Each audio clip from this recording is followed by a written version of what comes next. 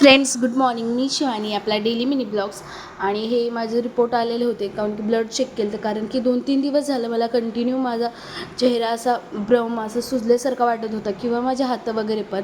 आणि ते मग त्यासाठी मी ब्लड वगैरे चेक केलं आणि ब्लड माझं खूप कमी झालं आहे.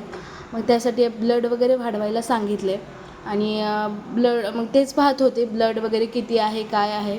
आणि मग आता मला माझ्या तब्येतीकडे थोडी काळजी घ्यावी लागेल आणि मला थोडंसं माझं जे वेट आहे ते पण थोडंसं लूज करायचं आहे. मग त्यासाठी आता बीट्स वगैरे मला बीट्स आवडतात पण मला शेंगदाण्याचे लाडू आवडत नाहीत, मग त्यामुळे मी खात नाही आहे.